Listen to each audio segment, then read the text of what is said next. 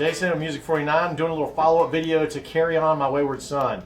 Really difficult song, but there's a lot to be learned from this, especially timing-wise. So we're going to break it down a little bit. Now the first, well, this is not the first lick. I did another video to that. This is another one of the many little riffs.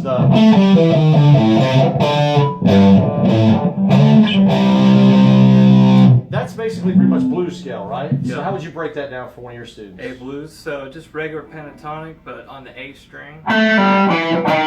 Chromatic down from E, so. And then I was also playing that Work It Out Open.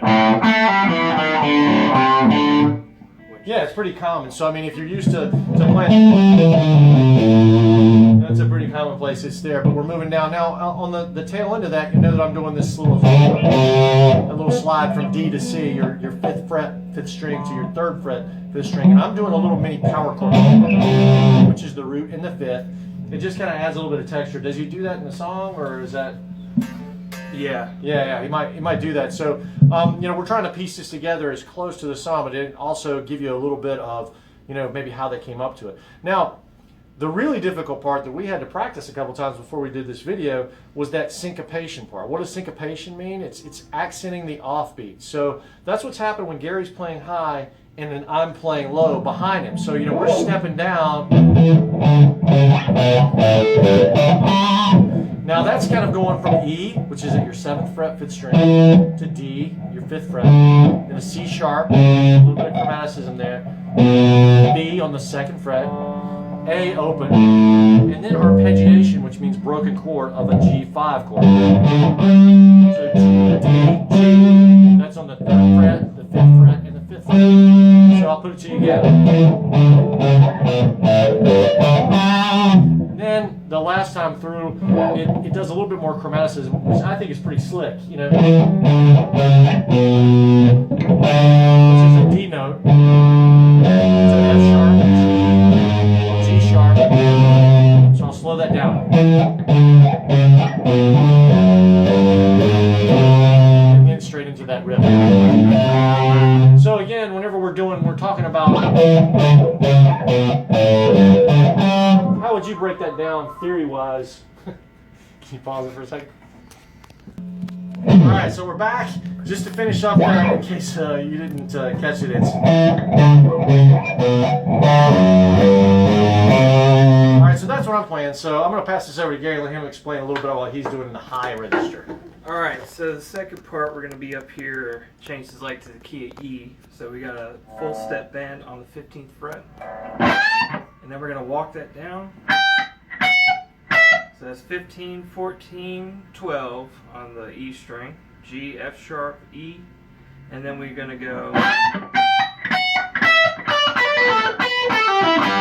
So that's hammer on, pull off on the B string, which is kind of like the E minor scale. Still the E minor scale there, pulling off 14 to 12, A to G. So.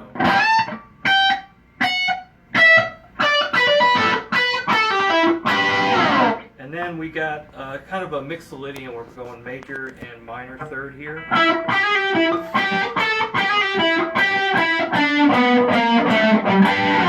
And then that is going to be including the E blues scale. So definitely mixing up major and minor 3rds on the second part, but the first part is basically E minor pentatonic with the F sharp added here. So pretty much like E minor still.